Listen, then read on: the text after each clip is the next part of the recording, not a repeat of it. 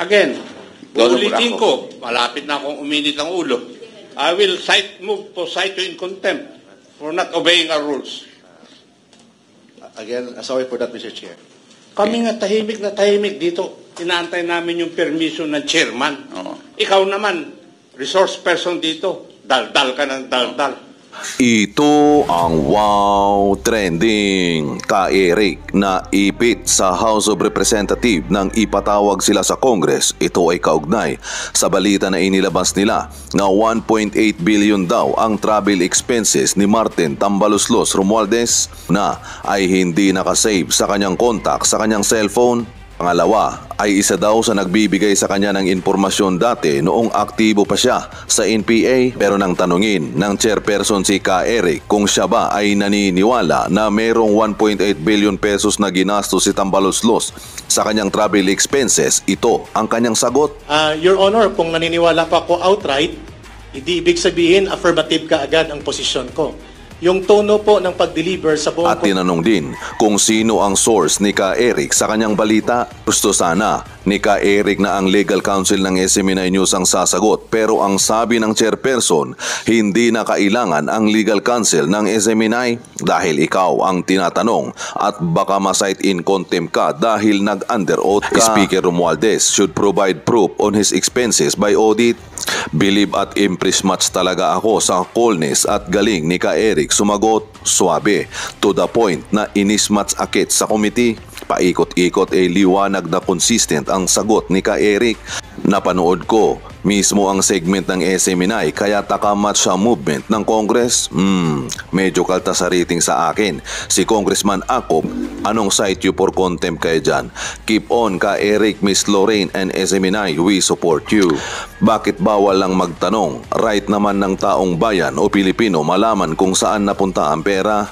Bayan na kailangan na magpaliwanag via audit, documentation, booking and time. Kaya po sa mga hindi gumagawa ng maganda dyan, mag-ready na kayo.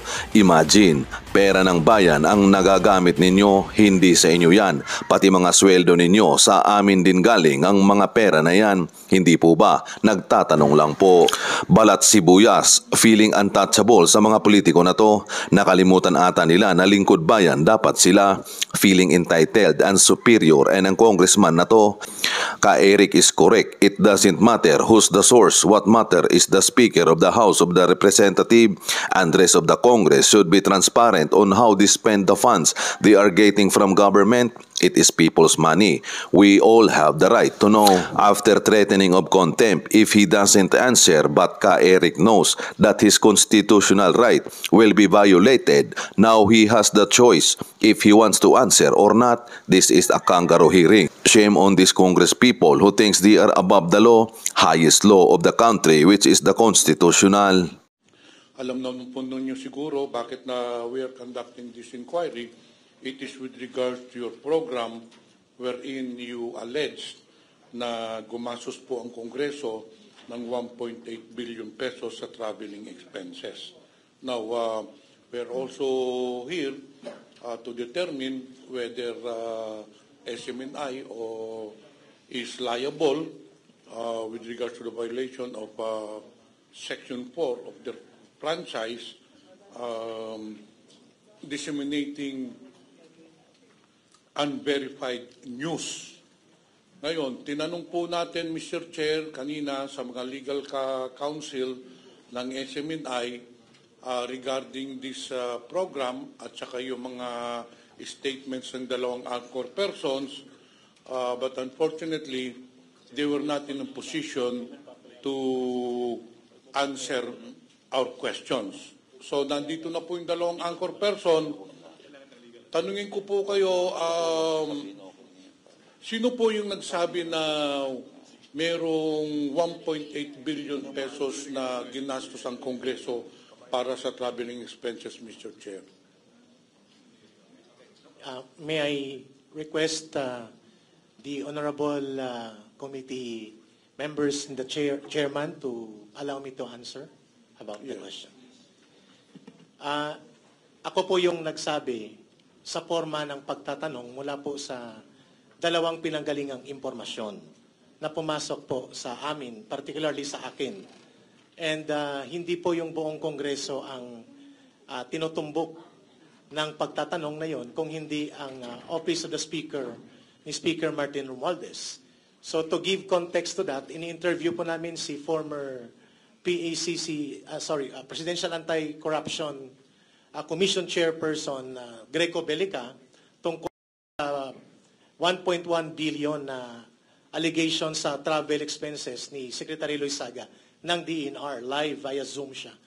And then, pumasok po yung unang impormasyon. Yung isang impormasyon ay unlisted number sa cellphone ko.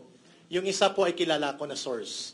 At dati ko na po siyang nakakausap nung ako po ay nasa National Operations Command ng NPA. So matagal ko na siyang kilala at nagbibigay siya ng mga impormasyon noon nung ako ay aktibo pa sa NPA. So nagtutugma yung kanilang pagtatanong. Ka-Eric kindly ask the resource persons, former Secretary Greco Belica, kung totoo ba na may 1.8 billion na umabot na expenses si Speaker Martin Romualdez from the travel.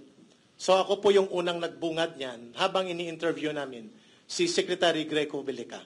At ang source ko po, ang isa ay unlisted number, sa text message, pero tumugma po doon sa isang source na kilala ko. And yun po ang dahilan kung bakit kami nagbungad noon without any intent of malice or imputing any sign of disrespect to the Speaker of the House, because it is we presume it is part of our editorial authority and policy as well to open questions pertaining to public interest issues.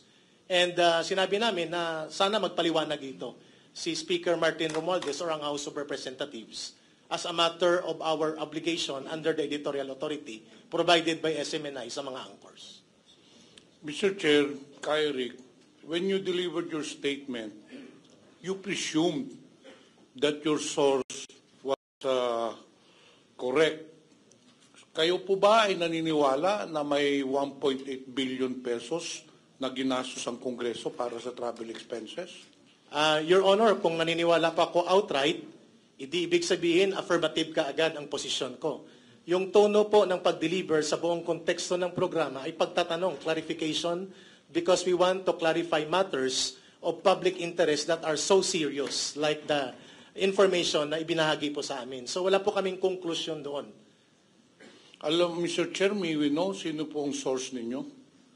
May I request, Your Honor, to refer to the legal advice of the legal team from the SMNI.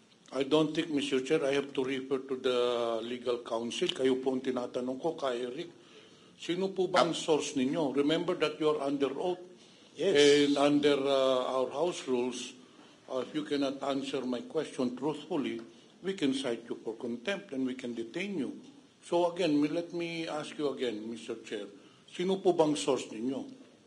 Again, may I request, Your Honor, to be guided properly on my legal rights and on my legal basis and foundation to appropriately answer the question of the Honorable Congressman so that I will be protected also of my constitutional and legal rights before I give the answer to a very sensitive request from the Honorable Congressman. Mr. Chair, may I... Yeah, Honorable Franz Castro. Kasi Mr. Chair, yung ating dalawang lawyer dito, they are corporate lawyers. And they are not lawyer of individual anchor. So yun po ang sabi nila. Alam po ninyo, bago po kayo dumating, kaklaruhin ko lang po yung sabi ni Congressman, ni Kong Castro. Kanina po, tinatanong po namin yung kayo. Ang sagot ko nila, hindi kami diyan dito para depensahan ang mga anchor namin. Andito kami for SMNI. Ergo, wala po silang sinasabi na wala silang otoridad na depensahan kayo. That's why, transversely, now that we're asking you, and they already manifested under oath that they cannot, they're not here to defend you or to even assist you.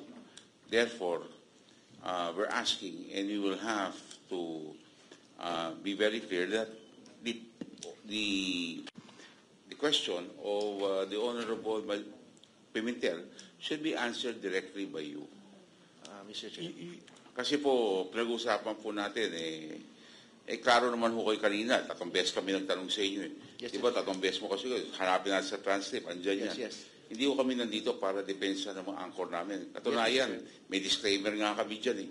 Kung ano sabihin nila, wala kaming pakialam. Hindi yun siya sabi nyo kanina eh. Yes, Mr. Chair. Diba? Oh, That's but- our answer, Mr. that's why. Chair. Now that we've said that, Can we cannot entertain that request. Because you manifested that earlier. But for purposes of due Mr. process... Chair, again, Doon ulitin ako. ko, malapit na akong uminit ang ulo. I will move to cite you in contempt for not obeying our rules. Again, sorry for that, Mr. Chair. Kami nga tahimik na tahimik dito. Inaantay namin yung permission ng chairman. Oo. Ikaw naman, resource person dito. Daldal ka ng daldal. Thank you, the Honorable I'd like to apologize Ako. for that, Mr. Chair. Yes. So now, please answer the question of the Honorable Pimentel. Mr. Chair, again, may I ask Ka-Eric, sino po ba ang source ninyo dito sa sinasabi ninyong gumastos ang Kongreso ng 1.8 billion pesos para sa traveling expenses? Your Honor, if I may respectfully be allowed to request the honorable body, this committee, since the question, I think, borders to my right about the protection of my source, as well as to my constitutional right, may I humbly request the committee, are my constitutional rights suspended in this committee hearing? Because it is my right, I believe, to have a legal advice on sensitive matters that require for me to be protected by my constitutional right. So, without offense meant to the honorable members of this committee, may I be allowed to exercise the constitutional right for me to have a counsel to properly advise me on legally sensitive question, which I believe may deem into the encroachment of my fundamental constitutional guarantee of rights in the Constitution. Mr. Chair, Yes, the Honorable Akop is recognized. we as a body or individually are not suppressing the rights of Mr. Celis. We're just asking him a question. If he wants to answer so, he answers. If not, he tells us the reason why he will not be able to answer. Di po ba? Hindi naman namin sinusuppress yung right mo rito eh. We're not. We're just asking you a question. Now, if you prefer to answer it, do so. If not, then you say so. Why not? Thank you, Mr. Chair. And also, it's not infringing, it is not an incriminatory, di ba? It's not incriminatory, therefore you cannot cite the right to self-incrimination.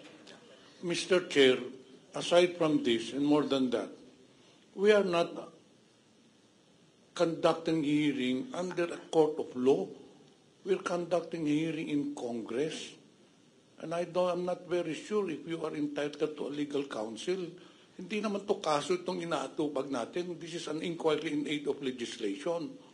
And it's a simple question because what we are trying to determine here, Mr. Chair, ikaw yung sinabi ho ninyo, totoo ba yun o hindi? Based on the privileged speech of Congressman J.J. Romualdez, J.J. Suarez, we would like to know, kasi baka naman tainted itong source mo, whether this was politically motivated. In fact, hindi ko nga alam kung bakit na pinalabas yung 1.8 billion pesos yung traveling expenses ni Speaker, when in fact, for your enlightenment, Yusek Lorraine and Ka-Eric, Mr. Chair, andito po yung finance officer natin. Nandito po din kanina si Secretary General Velasco. Para madinigo lang ninyo to Mr. Bobby Maling, magkano ang ginastos ng Kongreso at ni Speaker for this year para sa traveling expenses? Para madinig po ni Ka-Eric at saka ni Lorraine. With your permission, Mr. Chair, For the Office of the Speaker, the total expenses for the travel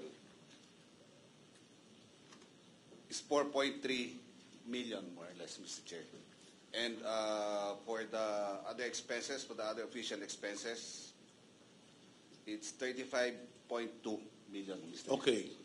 Mr. Thank you, Chair, Mr. Chair. it is very clear po, no, kay Eric and Lorraine.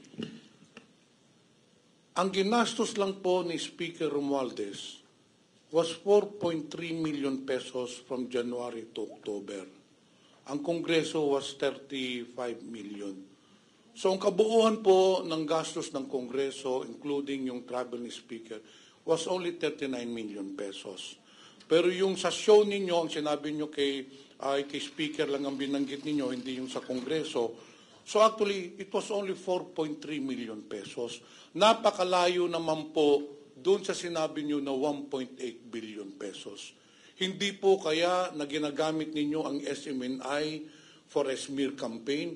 Because in the recent months, ilang mga shows, ilang mga programa ng SMNI was directed to malign, to attack Congress as an institution. Kaya po tanong ko, baka naman yung programa ninyo ginagamit na rin yan para atakihin ang Kongreso. Kaya we need to know yung source ninyo. Because if not, baka naman gawa-gawa lang ninyo na yung sinasabi nyong source, wala naman kayong source. Yan ang gusto naming malaman. Kung ito ba ay gagawa-gawa ninyo or according to you, there's a source. Because we want also to know whether SMNI is liable for the violation of Section 4 of your franchise. Sinasabi kanina ni Attorney Tolentino, meron silang disclaimer. But on the other hand, there is a conflict. But on the other hand, may disclaimer nga sila na wala daw silang pakialam sa kung anong sabihin ng mga anchor persons. However, he said that your talents of SMNI paid by SMNI. So meaning you're under control of SMNI. So that disclaimer does not apply. Mag-a-apply lang siguro yung disclaimer if you're a black timer. But according to SMNI officials, you are talents of SMNI. So directly, you're under their management and supervision. Kaya dapat, Mr. Chair, malaman natin yung source o baka naman guni-guni lang ni Ka Eric yung source na yun. You have two sources, you said. Yung unang source, taga saan ba?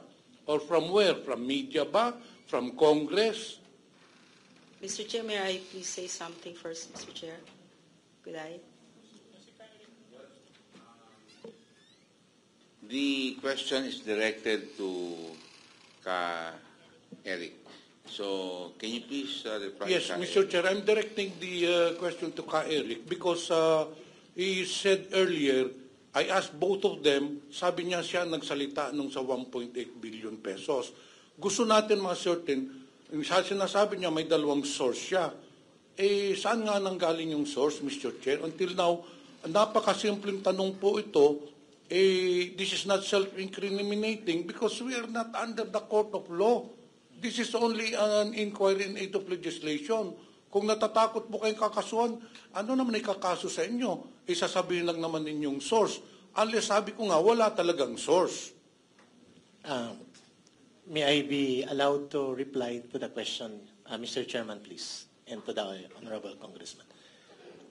I believe in the practice of journalism, the protection of the integrity and the trust and confidence of the source in the stories or in the information gathered related to stories are sacred.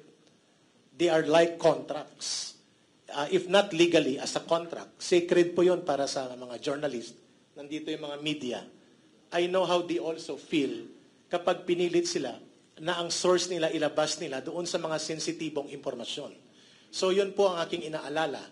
Dahil ang source ko na ito, Congressman Pimentel, sir, Your Honor, Mr. Chairman, matagal ko na siyang source nung nasa NPA pa ako. At wala po akong pag-aalangan na ang kanya mga impormasyon na ibinibigay ay tumutugma doon sa mga impormasyon na nakukuha ko when I was still part of the National Intelligence Unit of the NPA, National Operations Command. So kilala ko siya. The other source, sinabi ko na po, Your Honors, ito po ay unlisted number. Dinilit ko siya, pero nagulat lang ko na tumugma sa isang source na kilala ko. And I had a meeting with him. May pinakita siya, ayun tuloy, na-reveal ang gender, na lalaki siya. I had a meeting with the source at may pinakita siya mga documents. Hindi kaagad kami nag-conclude because I have to seek audience and guidance from the Auditorial Authority of SMNI. But the question was posed immediately because the source texted us during the interview live kay former Secretary Greco Bellica. So nang kinausap ko siya, sabi ko we need the documents to sustain the discussion.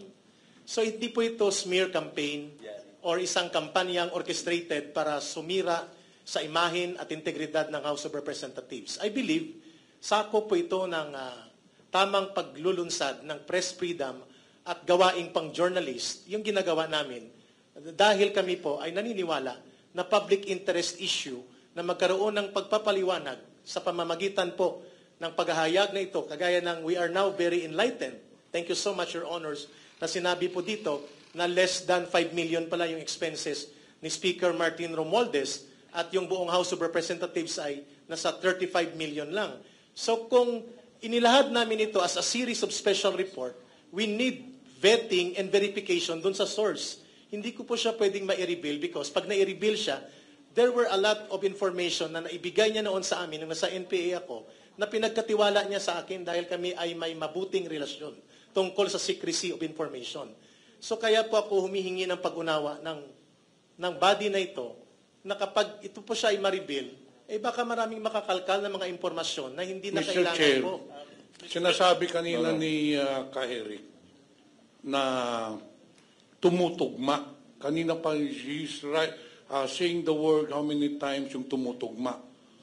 Sa tingin ba ninyo tumutugma yung 1.8 billion pesos dun sa 4.3 million pesos na it is on record, it is a public document, we can release that to the public? Napakalayo naman. Ba't ka magsasabi na tumutugma? Eh wala naman pagtutugma yung 1.8 billion pesos to 4.3. It's a simple arithmetic. Napakalayo naman po. And then you said earlier, Mr. Chair, si Ka-Eric, sabi niya na binibet yung source. In this case, very clear, you did not bet your source. Paano naman yung sasabi mong 1.8 to ano? Kung nagtanong lang kayo dito sa Kongreso, magkano eh mas lalong tutugma doon ano, pero yung sinasabi mo yun, walang pagtutugma yun. That's way 1.8 billion pesos compared to 4.3 million pesos. Your Honor, if I may... At saka alam ko, Mr. Chair, kaya tinatanong namin ang source mo, baka naman politically motivated yan. Baka naman yung source mo ay isang politiko na gusto lang manira. As you have said, kailangan i-vet, but very clear, it was not vetted yung source mo. Paano magiging 1.8 billion pesos ang 4.3 million pesos? Sir, if I may... Tatanong ko sa iyo, Mr. Chair, you are part of media. Hindi kaya nasunog ka doon sa informasyon na binigay sa iyo?